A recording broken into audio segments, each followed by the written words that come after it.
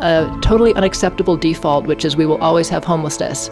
But we showed that does not need to be true. Right. But it requires ferocious coordination around the shared aim of people should not be experiencing homelessness in the wealthiest city in the wealthiest country on earth. And this is a hotel in Manhattan that you converted to permanent supportive housing. 652 units of mixed income housing.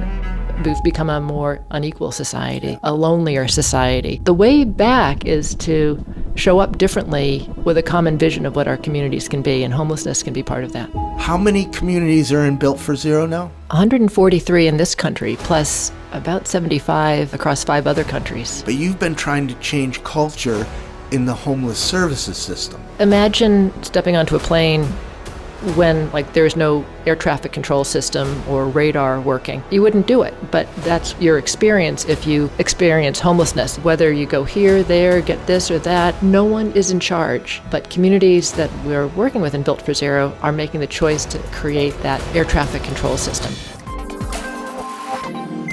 You're in for a treat. If you're listening to this podcast, plan on driving a little while longer. And if you are watching on YouTube, hit pause, go get a snack, come back, hit play, because this is one podcast you want to watch or listen all the way to the end. We have Rosanne Haggerty. It's a miracle that the moons and stars and schedules aligned, that I was able to sit down with Rosanne and have a conversation about homelessness. Rosanne is an icon in preventing and solving homelessness. She is the founder and CEO of Community Solutions. We go all the way back to the Prince George Hotel in Times Square, to what's happening now and the changes that she's seen over the years. Community Solutions is working not just in America, but around the world to have real significant, tangible results in ending homelessness.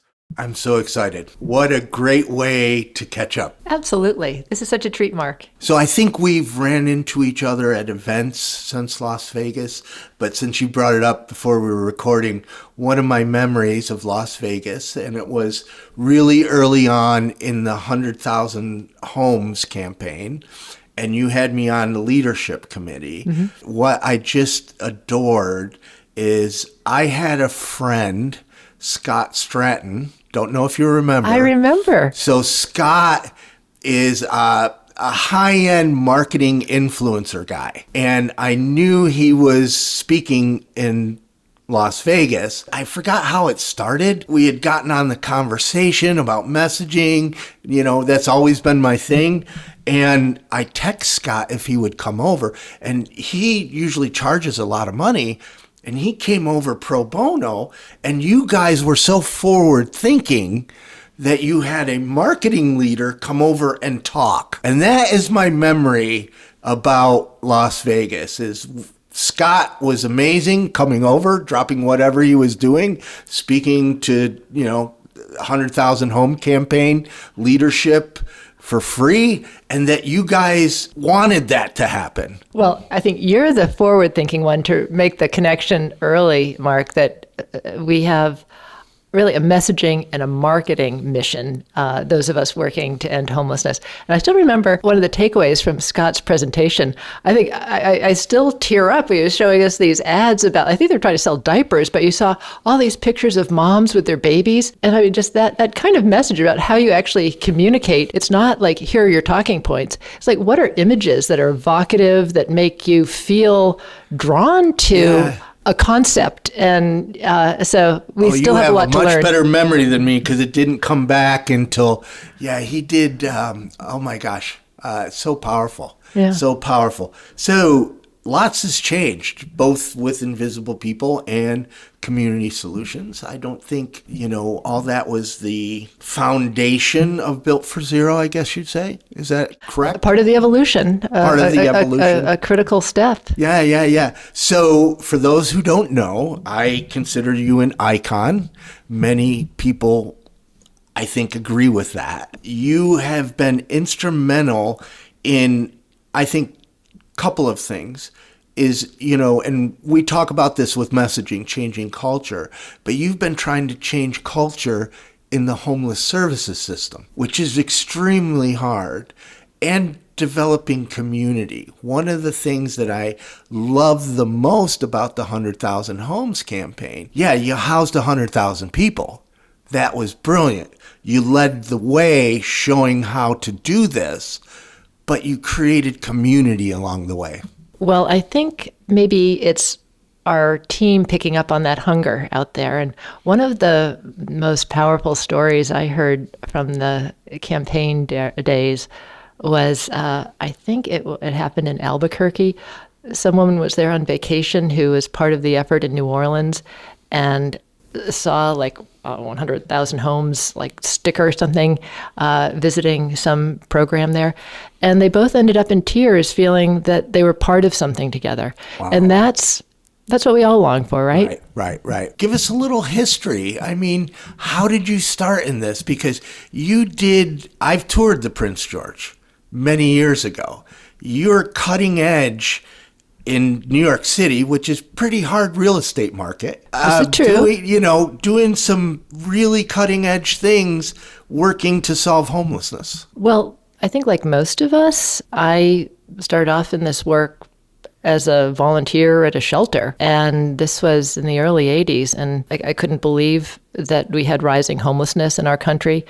And I also couldn't believe that we were thinking this was a short-term emergency, because all of the young people who were on my caseload, they didn't have one-day problems.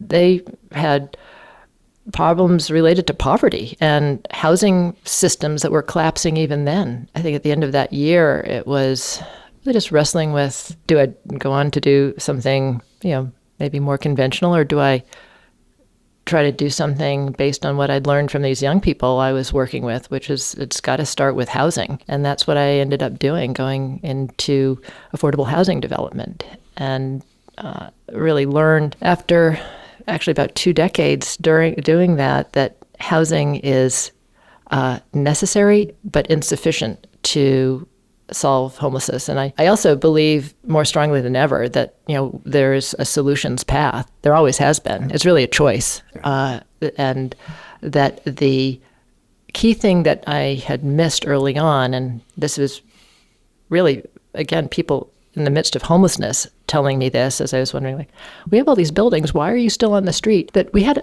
a huge delivery problem. This is our public services are so unaccountable. I mean, we contract for services and, we react in terms of this crisis, that crisis. But if you don't approach a problem as complex as homelessness or many of the issues that contribute to homelessness with a really clear sense of what are the outcomes we're working toward, with real rigor about what's working, what isn't, with real fidelity to the people who are experiencing the problem as the ones we're accountable to, then you're going to end up spending a lot of money, doing a lot of well-intentioned and even very good work, but not getting the kind of overall results that you need. And so that was the realization after about 2 decades doing housing work. We just needed to figure out this delivery problem and why people were still experiencing homelessness, even though as a country we're prepared to spend a lot of money reacting to it. How do we actually get on the other side of it and deliver the kinds of really experiences of community that we all want? It's not just the people experiencing homelessness who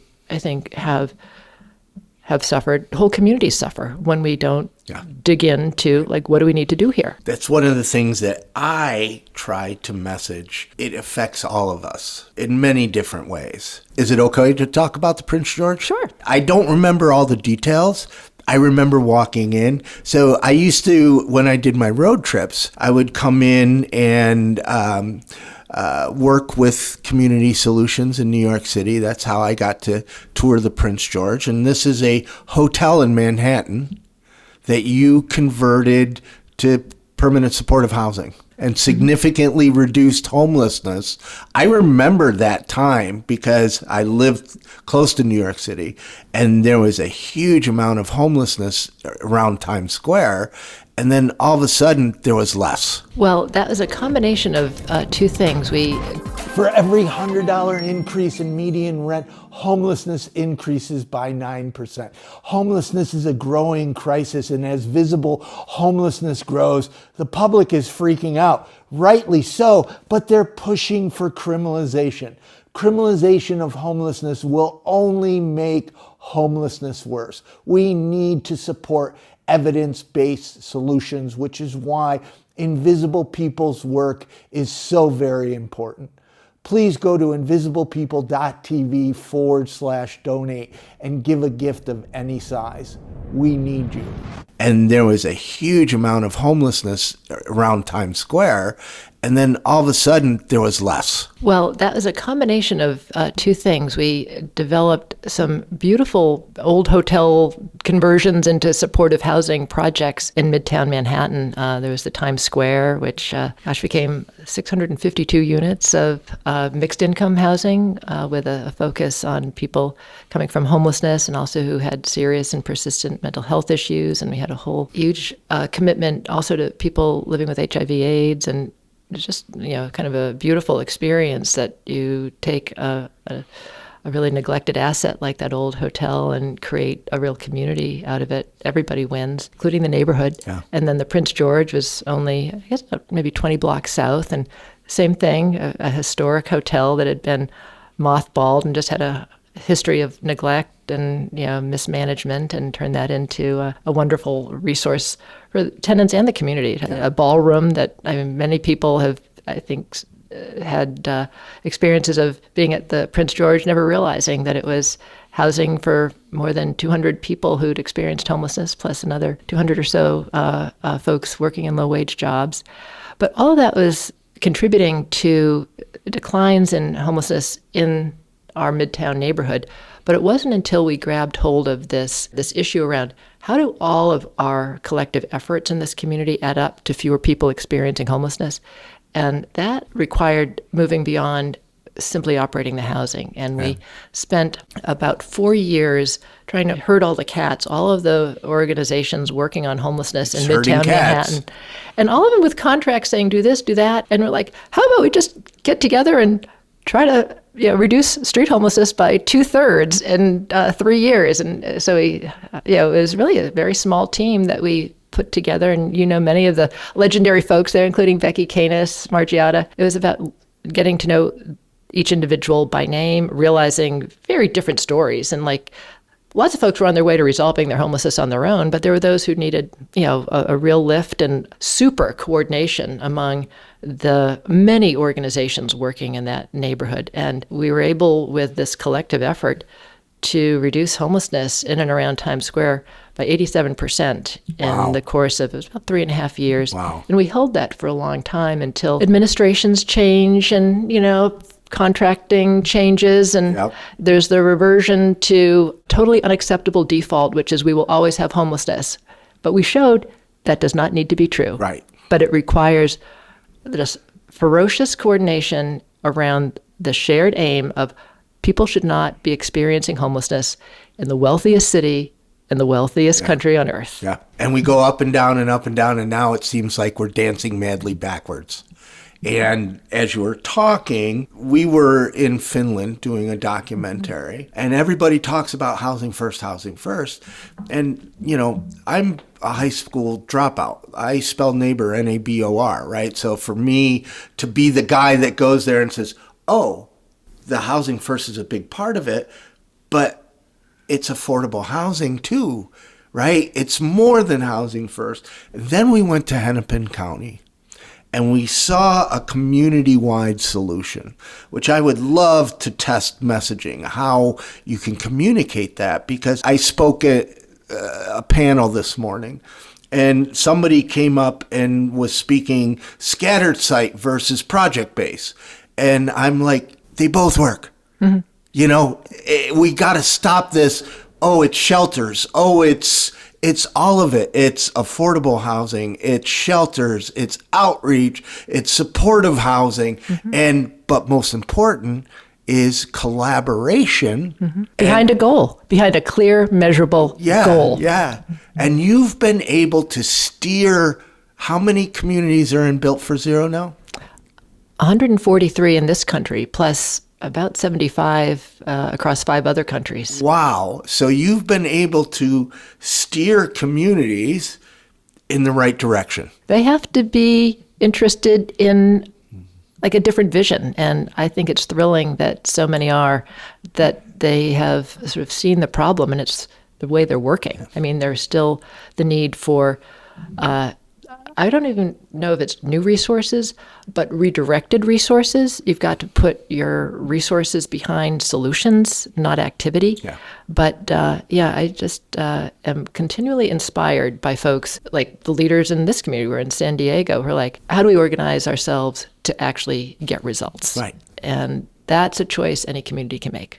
And the people that are against housing, that are pushing for criminalization, they're all very well organized and aligned, where we still struggle with that sometimes. One of my big takeaways from Hennepin County, which is a Built for Zero, was that they took their COVID funding. They weren't having success. And they said, oh, we got to do something different. They took their COVID funding and they started investing in this community-wide system. So now that COVID funding has gone away, they have the data to show that it works. So now they're able to get other funding, where I live in Los Angeles, and who knows what Los Angeles did with their COVID funding. I'm sure it was pretty significant. And that change of thinking to, hey, this isn't working, let's try something new, is the catalyst that you got to get politicians and stakeholders to do that change, to embrace that change. Absolutely. And what we've learned, Mark, too, it has to be wider than the homeless services community. It has to be wider than elected officials. It really has to kind of expand to folks who just show up because they love their community, who are like, how do we work together to make this work for everyone? And it has to be enduring, not just like, oh, we've got a grant to do it, so we'll do it for this long. It really has to be a change of orientation, a change of expectation. Yeah. So for those, we've dropped a couple of names here. For those who are watching and listening that don't know what Built for Zero is, or Community Solutions, because in my mind, they're connected, but how would you describe both, and which would you set up first? Well, Community Solutions is the not-for-profit we all work for. It spun out of an earlier not-for-profit that I started to build all that housing. And it really has been carrying this work of how do we help communities collaborate, and also how do we operate as a network. So nobody's out there innovating alone, and we're undertaking this mindset and practice change as a community across the country. So we have a team of about 85. We are totally remote, working all over the country and living all over the country. I didn't know you were totally remote. Oh, yeah. Wow. And then Built for Zero is our core initiative. It's this national network of communities, and that we support organizations that we've helped in 5 other countries now to operate in the same kind of backbone to a national network role. And so we provide a framework for tackling this problem. We provide for communities that join Built for Zero, help facilitating. They're bringing that kind of core, command center team together of the different organizations that need to collaborate. We have created many data products and data tools. I think one of the key insights of Built for Zero, if it's a systems problem, you need kind of a shared picture of reality, which comes from knowing people by name in real time, comprehensively across a community. And you need to know like what's moving and changing, what's working, and as close to real time as possible, so you can continue to refine and pivot. And we've also, with our improvement coaches, we've realized that, and learning from other sectors, frankly, that the way you tackle like big cultural practice, mindset changes is, you need to essentially support experimentation and learning. Not necessarily That's the hard part. Not necessarily legislate, here's what we're all going to do, but just how do you help teams of people understand that the task is keep solving this problem. Just develop the capacity to keep responding in a way that is leading you toward that outcome of homelessness being rare and brief, functional zero is the term we use, Yeah. but that's kind of like inside baseball. We Right. realize that homelessness, being rare and brief is kind of the message that is more resonant for people who don't do this work every day. Yeah. So I'm a politician, concerned citizen, that I really want to do something different in my community that's going to have tangible results. That's not a punitive response. The key actors who need to come together, we've seen across all these communities, are like the mayor, county executive, housing authority, and the continuum of care, the group that gets the HUD-funded contracts. That is what an elected official, a COC leader, someone has to really understand that this is a team sport. And that needs to be the kind of table you set. We've increasingly learned that it's vitally important that you get other players in the community who are like opinion shapers, or kind of the almost the other pillars of the community, whether it's the Influencers. the influencers, or the folks who are going to be there after the next election cycle, still saying That's crazy important. crazy important. But like, this group needs to kind of understand the task is the same task, and they all are kind of pursuing the same outcome and reinforcing the same activities. What we've come to see, Mark, and this I think helps folks who aren't in the midst of the work kind of get a picture of it, is that a community that's making progress on homelessness and learning to work in this way, they have a system that looks a lot like a really effective emergency management system. I was just going to ask you, well, my next question was going to be, I watched your TED Talk, and you start off with the planes going across. So setting you up, explain the emergency management, and you come off the angle of, you have all these planes flying, coordination. Yeah. This is the idea of, like, how do you make the notion of coordination, be, alive for people? Like, imagine, stepping onto a plane when, like, there's no air traffic control system or radar working. You wouldn't do it, but that's what is your experience if you experience homelessness. No one is in charge. Like, whether you go here, there, get this or that, anyone returns your calls, you're basically on your own in a very perilous situation. But communities that we're working with in Built for Zero are making the choice to essentially create that kind of air traffic control system. Right. And the closest thing to it, and one of the things that I think is really exciting, and maybe you can give me some ideas about how to pursue this, there is in every community in this country, because you're not going to get FEMA resources if you've got a flood or a wildfire if you haven't set up a national incident command kind of function that has been rehearsed. And it's usually your first responders who know, like, X happens, we declare an emergency. This is how we all come together, and the roles we play that are outside our usual organizational lanes, because we're all here for one purpose: preserving life and property. And it's not like, well, my guidebook says this, or it's like, actually, no, we're in a different space now. We are responding to a clear threat. People's lives are at stake, and we have different communications protocols, different procurement protocols. We can waive rules that just don't make sense once we understand we're in the throes of an urgent situation. There's clear hierarchy. Decisions get made. They don't get punted. And communities know how to do this. They rehearse it. But that kind of expertise and that kind of mindset isn't what you see in the homelessness response system. It's like, we've accepted it as like a chronic condition. If we treat it as an emergency, we actually have those muscles. We have even those frameworks that we could be drawing on. Right. A couple things come to mind. I'm not saying Jeff Bezos' money isn't needed, right? It's great that he's got his one-day fund and is donating. That's needed. But you have this expertise in logistics. Amazon has made logistics, customer service, their priority, and thus has become one of the biggest companies in the world. I think it's interesting that when billionaires, they decide to start getting into philanthropy, they hire an expert on how to give their money away.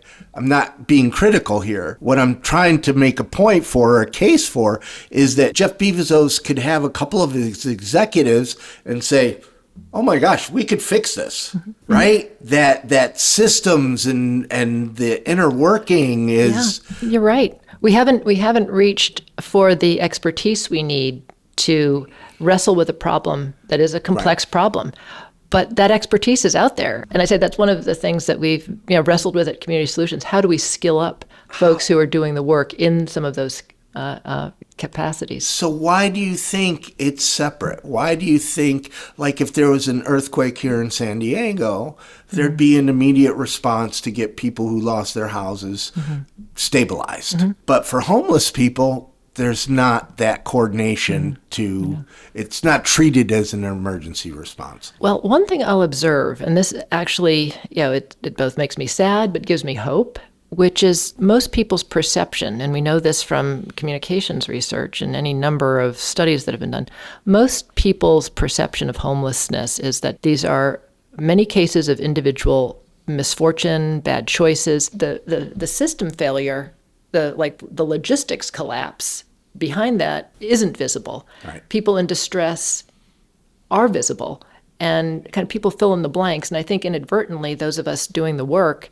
have reinforced the story of like misfortune and needing kind of an emergency or at least an emergency response or some kind of charitable response. And this insight that we've got to call out the system, that's what needs fixing, has been harder to see. And there's a whole lot of, I guess I should say, a wide spectrum of perceptions on this. I think the people who are leading the Built for Zero community efforts have grasped that. Yeah. That's not clear still in the case of many people who are even doing the work. Well, this time of year, faith-based missions are going to send millions of pieces of direct mail that people receive in their mailbox. It's going to have a needs-based image of a homeless man or a homeless woman or a homeless family. And it's going to basically pitch, for $1.69, you can buy them a meal and save their life. We've conditioned, and I'm using that as just a very prominent example. There's a lot more. And we've all done it. Much of our messaging has been based on fundraising, and I get that. So to be, candid, I see all the time people showing, oh, this person is housed. Well, that's great. I love that. Even saw one recently where then he started unboxing a new microwave. And I think that's great. But in today's economic climate, right, and there was no messaging of benefit to the community. So in today's economic climate, read the room, right? People are going, he's getting a free microwave. I can't even afford daycare. And you create resistance. So one of the things that I've been pushing for us as a sector is I think it's important that we show success. I wish I could test success messaging better, because we need to share, oh, there's this 40-unit building, but we have to do it in a way that it doesn't build resistance, that it doesn't reinforce the harmful paradigms that are so deeply rooted that people hold on to. Yeah, one of the things that I think is really hopeful and significant, and that we're building a lot of our thinking communications-wise around, Mark, is in a number of the Built for Zero communities that have been most successful. I mean, they've eliminated veteran homelessness, eliminated chronic homelessness, they've eliminated youth homelessness. They're in the last mile of just making all homelessness rare and brief. What you'll find in these communities is very frequently a story that runs like this. And you'll find like the local chamber of commerce or the sheriff or like this team that's gotten really, really big. You'll find them saying, well, our community came together after Hurricane Harvey and we realized we can do this. Or like in Rockford, Illinois, the former mayor will do a presentation about homelessness. He'll start with this headline from the Wall Street Journal from, 2004, like, worst city in America. He's like, we were going to rally to come back from that. And this was part of it, like showing that this is about us and the kind of community we are, what we can do when we pull together. I think that really needs to be the direction, because homelessness has always been about so much more than homelessness. It really, I think, has been a signal to us since it's been on the rise. Symptom, not a cause. Exactly. And as it's been on the rise in these last 4 decades, so much else that we now see in retrospect has gotten off the rails. We've become a more unequal society, a lonelier society. And the way back is to show up differently with a common vision of what our communities can be, and homelessness can be part of that. That's a good segue, because I wanted to ask, you knew me when I was just a bag of socks and a camera, right? For many, many years. And things have changed, right? I connected with Community Solutions through 100,000 homes, and now things have changed. So from your lens, homelessness and the world, not just homelessness, has changed a lot. What change have you seen in homelessness, poverty, housing over the last 3 decades? Well, the shortage of housing is affecting so many more people. I mean, I don't know if I could name a family in my acquaintance who isn't somehow making, compromised life choices around like where they can afford to live. So I think homelessness was an early signal that our housing system was failing, and that we weren't even realizing that we had to be intentional about a housing system. Right. And seeing that our policies and investments operated from a common value set that like everyone needs a basic place to live. So anyway, that has changed. The level of shortage and the amount of widespread pain has changed and worsened and become so much an acute problem that I actually think it's the burning platform we've needed all along now. Something's got to give, and you don't have to persuade people that this is an urgent question for the nation. The other, just demographics have changed. We see as our population has aged, we don't have adequate solutions for our older adults. And name that challenge. Homelessness is the mirror to it. Yeah. And we need different types of housing options as we have people living longer, more people alone. Homelessness has been like a flare in the sky, and we weren't really interpreting it well. The challenges of opioids and how that's complicating responses. Xylazine. How that's complicating responses. And so here's one of the things, Mark. We're in a world where, I don't think there's a problem that's a single-dimensional problem anymore. Right. It's requiring crossover and collaboration and integration of thinking, and we just haven't formed those habits yet. And I think maybe that's one of the big things. That's changed. All of our problems are complex now. We've solved the easy ones, and our brains, our government structures, our organizational forms, they haven't caught up. And we're going into an interesting period. Mm-hmm. And who knows what's going to happen. The push for criminalization continues to grow. I never thought I would even say this out loud, that it would even exist, but there's momentum for forced camps over real, evidence-based solutions. Mm-hmm. And it is a scary time, but sometimes things have to get worse before they get better. Mm-hmm. And hopefully, and I want to latch on to hope. I've been always very real. I think we need to be very candid about the homeless crisis, the housing crisis, the xylazine crisis.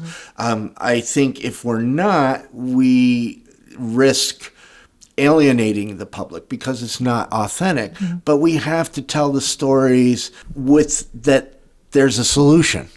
Yeah, absolutely. Do you want to paralyze people, or do you want to activate people? And I think we need these messages of hey, we're succeeding here. And I think, it's problematic to say the least. Yeah. They see communities like San Diego housing thousands of people a year, and the dominant story is we're in a state of crisis. Yeah, but you're demonstrating you know how to fix it. How do we get behind that? That's exciting. It's a very good point, and I'm seeing this communities across the country where, well, I don't know if they're not, but the message of the amount of housing, like Los Angeles is housing more people than it ever have. It just can't keep up. Here, RTFH has a public dashboard where every month they release data that say, hey, we've housed this many people, but this many new people, which is a greater number, and we can't keep up. And we have to lift up that message. Yeah, absolutely. And I think, Mark, one of the other challenges in projects, and love your thoughts about how to ignite something, is how do we get out of this sense of learned helplessness? I mean, like getting housing built or, getting people connected to housing, it's not brain surgery. And we all over the country, unused properties, publicly owned. Here in California, there's like a military base, like wherever the eye can move. But how do we actually realize how many assets we have and just get to work and stop agonizing about, like, where's the solution here? Well, it's kind of do what we have done in the past when we've had huge needs that have to be met in common. Like it's not one organization's going to do. Like we come together and we just get it done. It's funny. I was going through some of my mother's papers. And I found some stuff that letters from my father when he was in the Army in World War II, and he was describing this base he was at in North Carolina that had been basically like this abandoned airstrip about 3 months earlier, and now it was a community of 10,000. Like we can do stuff when we decide it's like something that we care about and get out of this sense of like we're at the mercy. Like actually we are people built for solutions. Yeah. I could talk to you all day, but we've got to run. How about share a good story, some success somewhere that really gives people hope? Well, we could talk about, for instance, Denver. I think they moved over 2,000 people off the street in the last year. Atlanta, I think they are exceeding their targets of moving 1,500 people off the streets. We have 21 communities in Built for Zero that have functionally ended homelessness for one or more populations. Like you're just not going to find a veteran experiencing homelessness in Bergen County, New Jersey, or in Gulf Coast of Mississippi, or in Central Tennessee, and so all of this is happening, and we have to somehow shine a light on the fact that we are actually good at stuff. We know how to end homelessness. We've known for a long time. We just lack the political and public will to make it happen, which is where all the listeners and people watching come in, because now more than ever, people have to be politically active, advocating for affordable housing, supportive housing, eviction prevention, and everything. Coordination. We just got to start working together. That's right. Mark, thanks for the work you do. Well, thank you.